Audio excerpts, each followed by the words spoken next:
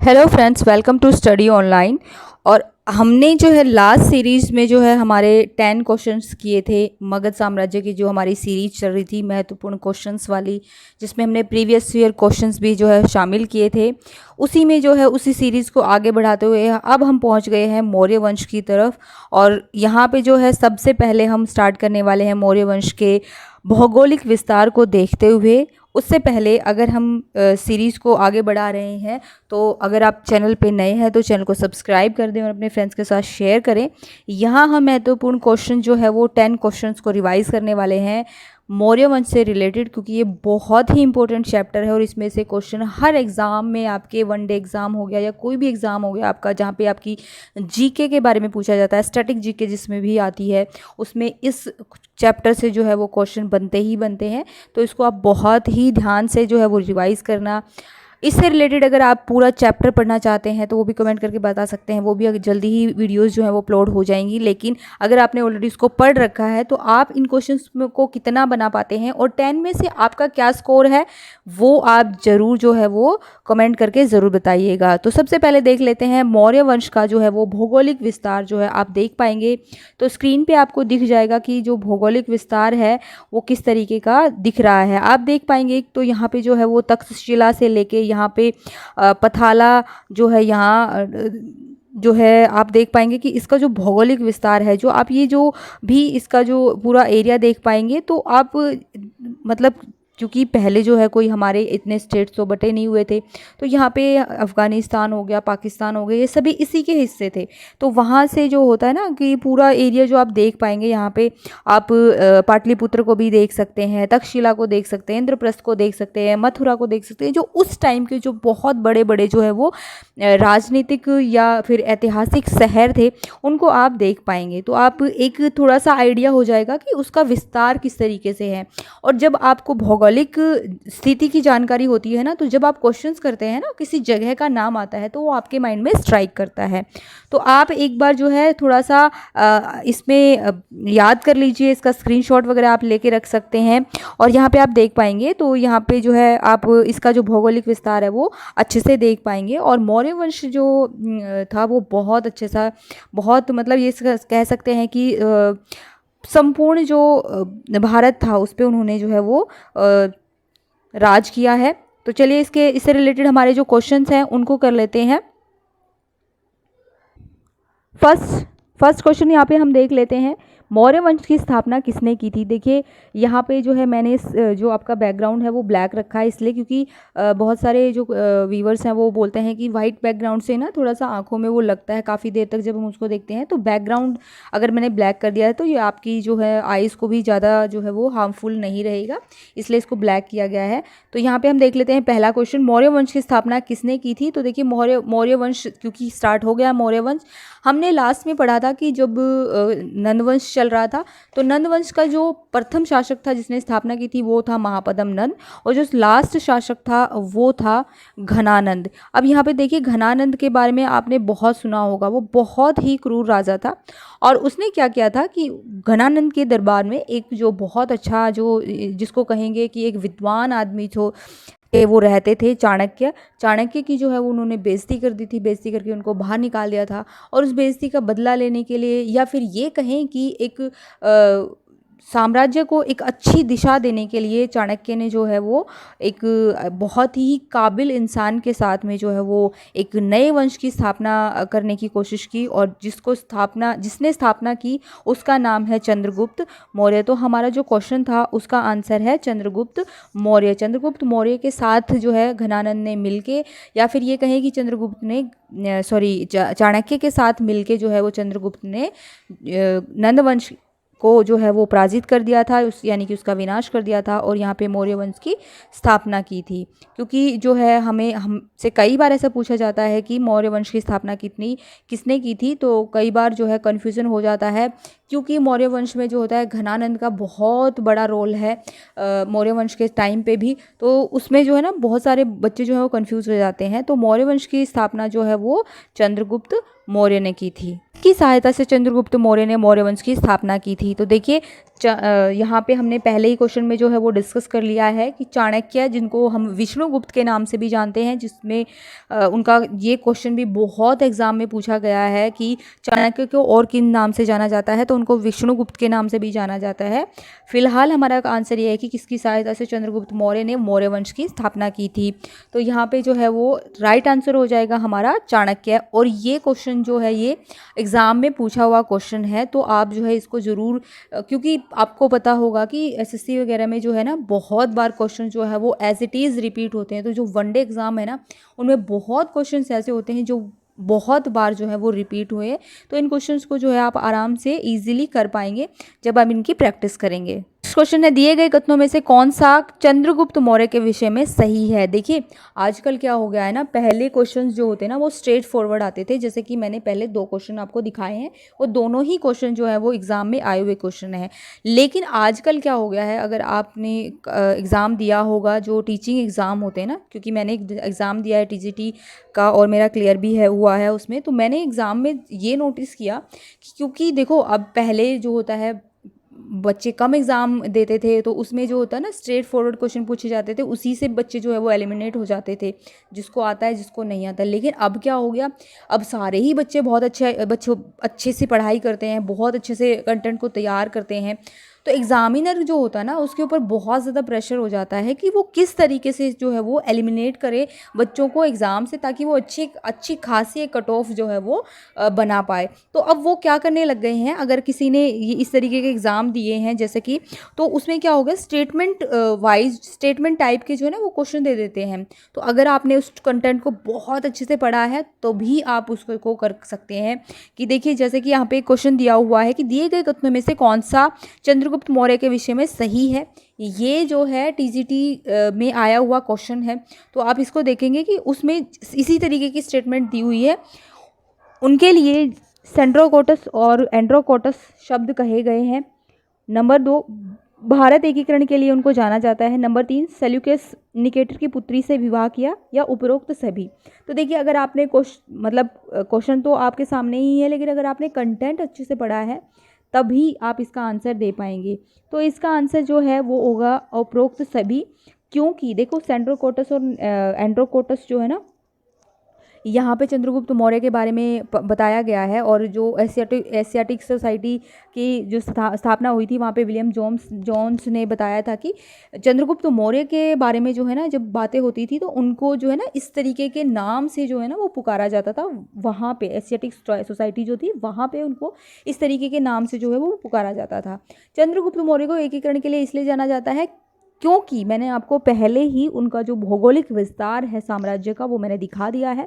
आप खुद देख पाएंगे कि लगभग जो है वो 90% हिस्से पे, जो भारत का 90% हिस्सा है उस पे उन्होंने जो है वो साम्राज्य अपना स्थापित कर लिया था। तो ये भी आंसर ठीक है, ये भी आंसर ठीक है। सेल्यूकस निकेटर की पुत्री से विवाह किया। देखिए अगर ये भी आपने पढ़ा है क्वेश्चन को, या फिर आपने एनसीईआरटीज़ बहुत अच्छे से पढ़ी हैं, तो उसमें आप देख पाएंगे इस क्वेश्चन का आंसर। तो सेल्यूकस निकेटर सिकंदर जब भारत में जीते हुए क्षेत्रों को वापस छोड़कर चला गया था, क्योंकि वहाँ पे क्या हुआ था ना, सिकंदर आया था। सिकंदर का आक्रमण के बारे में आपने सुना होगा।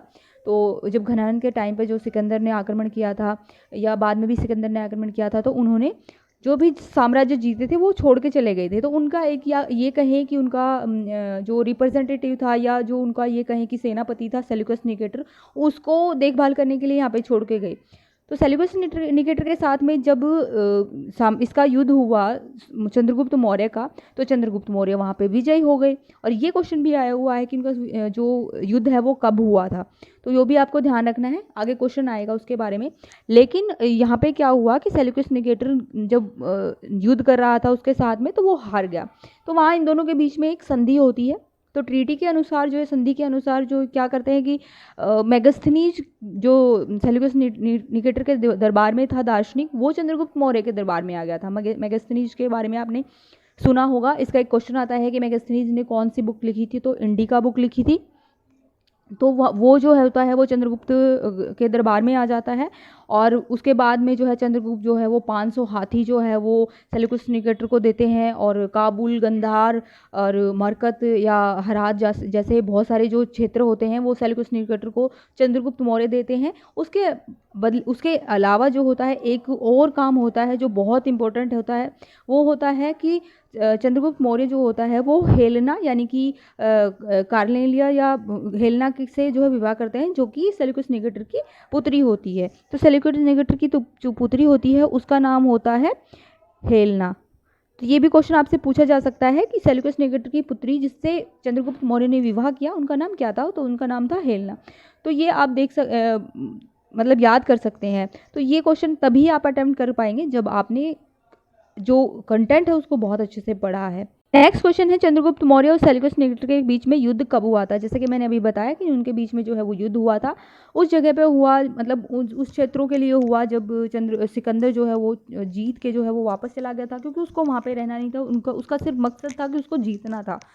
तो यहाँ पे जो है वो 305 ईसा पूर्व में जो है वो यहाँ इन दोनों के बीच में जो है वो युद्ध होता है, और उसके जो दौरान जो है वो संधि होती है, और ये संधि जो है होती है, ये जो है ना एग्ज़ाम में आया हुआ क्वेश्चन है, आप देख सकते हैं यहाँ पे। ये जो है ना पीजीटी एग्ज़ाम में भी आया हुआ है, टीजीटी में और एसएससी एग्ज़ाम में भी ये क्वेश्चन आया हुआ है। विधि द्वारा चंद्रगुप्त मौर्य ने अपने प्राण त्याग दिए थे। तो देखिए यहाँ पे जो है ना ये क्वेश्चन भी एग्ज़ाम में आया हुआ है। मैंने कहा कि यहाँ पे बहुत सारे एग्ज़ाम में आए हुए क्वेश्चन ही मैं आपको जो है वो रिपीटेडली जो है वो करवा रही हूँ, क्योंकि बहुत सारे एग्ज़ाम में ये फिर से पूछे गए हैं। वनडे एग्ज़ाम आपके जो होते हैं, किस विधि द्वारा चंद्रगुप्त मौर्य ने अपने प्राण त्याग दिए थे? तो यहाँ पे जो है महापरिनिर्वाण जो होता है वो तो जो हमारे जो महात्मा बुद्ध थे उनका जो माना जाता है।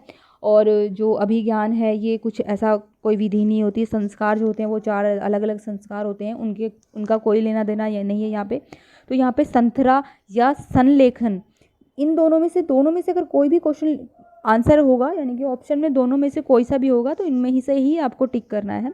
संलेखन या संथरा विधि में क्या होता है कि देखिए इसमें जो होता है ना, जो प्राण मतलब जो स्वयं से प्राण त्यागे जाते हैं, क्या होता है कि माना जाता है कि चंद्रगुप्त मौर्य जो है वो अंत काल में जो अपने सब कुछ छोड़ छाड़ के जो है वो गुफा में रहने चले गए थे, और वहाँ पे जो है वहाँ पे श्रवणबेलगोला में ही उन्होंने जो है मतलब अपना देह त्याग कर दिया था भूखे रहकर।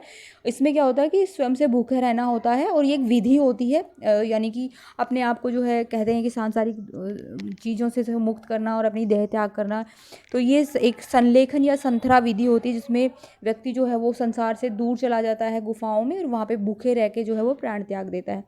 तो संलेखन या संथरा दोनों में से कोई भी होगा, तो आप ऑप्शन में यही जो है वो लगा सकते हैं। नेक्स्ट क्वेश्चन है कि चंद्रगुप्त मौर्य के बाद मौर्य साम्राज्य का सम्राट कौन बना था? तो देखिए यहाँ पे अब जो है क्योंकि हमारा जो है विस्तार आगे चल रहा है, तो अब इसी को विस्तार करते हैं, मौर्य साम्राज्य को ही। तो चंद्रगुप्त के मौर्य के बाद में जो है वो यहाँ पे बने थे, ऑप्शन में है अशोक, बिंदुसार, सुसीम या बिंबसार। तो यहाँ पे जो है ना हमने अगर आप में से किसी ने जो है इसके बारे में जो सीरियल वगैरह भी आते हैं, तो अगर आपको वो देखे होंगे आपने, तो आप आसानी से इसका आंसर कर पाएंगे। लेकिन अगर नहीं देखें तो आपको सीरीज़ याद रखनी है। तो चंद्रगुप्त मौर्य के बाद में जो बिंदुसार थे वो मौर्य साम्राज्य के सम्राट बनते हैं।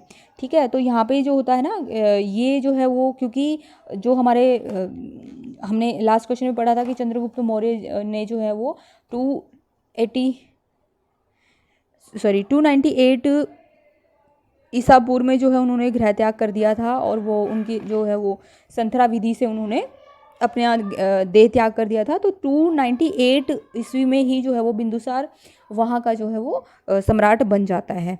नेक्स्ट क्वेश्चन है, बिंदुसार को अन्य किस नाम से जाना जाता है? तो यहाँ पे जो है मैंने पहले भी आपको सीरीज़ में बताया है कि बहुत सारे जो राजा सम्राट हमारे थे ना, उनको जो अलग अलग नामों से जाना जाता है, उनको एक उपनाम या एक टाइटल दे दिया जाता है। तो उनको जो है क्या माना जाता था? तो यहाँ पे आप एक करेक्शन कर लेना, यहाँ पे एक छोटा सा कुछ गड़बड़ हो गई है, टाइप करते टाइम जो है कुछ प्रिंटिंग मिस्टेक हो गई है। तो यहाँ पे इनका ये कर सकते हैं, या फिर आप इनमें से कोई नहीं, ये ऑप्शन लगा सकते हैं क्योंकि, लेकिन हमारा जो राइट आंसर होगा वो ये होगा, क्योंकि यहाँ पे जो है ना टाइप करते टाइम थोड़ा सा गड़बड़ हो गई, तो आप ये लगा सकते हैं। तो बिंदुसार को जो है ना अमित्र घात का मतलब होता है मतलब जो नहीं है, मित्र यानी कि मित्र जो मित्र नहीं है उनका विनाश करने वाले, यानी कि शत्रु का विनाशक। और यहाँ पे जो है ना उनको एक अन्य नाम से भी जाना जाता था। तो वो अन्य नाम इनका क्या था कि इनको जैसे कि मैंने पहले ही बताया, इनको अलग अलग नाम से जाना जाता है। तो इनको एक जो है ना सिंह सेन के नाम से भी जाना जाता है, किनको, बिंदुसार को। तो अगर ये क्वेश्चन भी आ जाता है कि बिंदुसार को किस अन्य नाम से जाना जाता है, तो सिंहसेन या अमित्रघात दोनों में से कोई भी होगा तो आप ऑप्शन में लगा सकते हैं, या दोनों भी आ सकते हैं, वो भी आप ध्यान रखेंगे। अगर दोनों आएंगे तो दो दो के पेयर में ही आएंगे, ठीक है, तो ये आपको ध्यान रखना है। नेक्स्ट क्वेश्चन है, चंद्रगुप्त मौर्य ने सेल्यूकस निकेटर को कहाँ पर पराजित किया था? तो यहाँ पे आप देखेंगे, देखो यहाँ पे फिर से चंद्रगुप्त मौर्य के बारे में जो है वो क्वेश्चन आ गया है, क्योंकि ये बहुत इंपॉर्टेंट चैप्टर है। यहाँ पे देखो चंद्रगुप्त मौर्य और सेल्यूकस निकेटर का जो युद्ध था, वहाँ पे चंद्रगुप्त मौर्य और सेल्यूकस निकेटर के बीच जो युद्ध हुआ था वो एग्जैक्टली जो है वो हुआ था, वो उत्तर पश्चिम में हुआ था। लेकिन यहाँ पे कुछ आपको जो है ना स्थान दिए हुए हैं, तो जिसमें से उत्तर पश्चिम में सिर्फ एक ही स्थान बनता है जो कि है तक्षशिला। तो आप तक्षशिला जो है इसमें आंसर कर सकते हैं। प्रसिद्ध दार्शनिक डिमेकस किसके दरबार में आए थे? तो यहाँ पे जो है प्रसिद्ध जो दार्शनिक थे डिमेकस, वो आए थे बिंदुसार के दरबार में। तो ये डिमेकस जो है वो मिस्र के रहने वाले थे, तो ये आपको याद रखना है। कई बार जो विदेशी दार्शनिक हैं उनके बारे में क्वेश्चंस आ जाते हैं। लास्ट क्वेश्चन है, अशोक के बारे में कौन सी बातें सही हैं? यहाँ पे आप क्वेश्चन को ठीक कर लेना, सही है। तो अपने 99 भाइयों को मारकर सत्ता प्राप्त की थी, अपने भाइयों से 4 साल तक युद्ध किया, सम्राट बनने से पहले वह अवंती के राज्यपाल थे। उपरोक्त सभी, तो यहाँ पे आंसर होगा उपरोक्त सभी। और अगर आपने कंटेंट को बहुत अच्छे से पढ़ा है तो आपको इनके बारे में पता होगा। ये सारी चीज़ें 99 भाइयों को मार के जो है वो यहाँ पे सत्ता हासिल की थी, और 4 साल तक ये युद्ध चला था। उसके बाद ही अशोक जो है यहाँ पे 269 में जो है वहाँ पे राजगद्दी पे बैठे थे। और इनका एक भाई था जिसका जिक्र आता है यहाँ पे इतिहास में, जब जो कि सुसीम था, जो बिंदुसार का जो पुत्र था सुसीम, उसके बारे में बात आती है। तो वो बहुत ज़्यादा, मतलब ये नहीं कहेंगे कि बहुत ही काबिल राजा नहीं था वो। इस वजह से जो है वो जितने भी दंगे फसाद उस दौरान होते थे, तो वहाँ हर जगह जो है वो ये कहें कि अशोक को ही जाना पड़ता था एट लास्ट, मतलब उसको दबाने के लिए, विद्रोह को दबाने के लिए। तो ये बात बिल्कुल सही है। तो यहाँ पे उपरोक्त तो सभी हो जाएगा। तो यहाँ पे हमने 10 क्वेश्चंस को जो है वो पूरा कंप्लीट कर लिया है। आपका स्कोर इसमें से कितना रहा कमेंट करके ज़रूर बताइएगा। मिलते हैं इसकी नेक्स्ट सीरीज़ में, और किस टॉपिक से रिलेटेड आप जो है क्वेश्चन सीरीज चाहते हैं वो भी आप कमेंट करके बता सकते हैं। अपना स्कोर ज़रूर टाइप करिएगा। मिलते हैं नेक्स्ट वीडियो में, तब तक stay healthy and bye bye.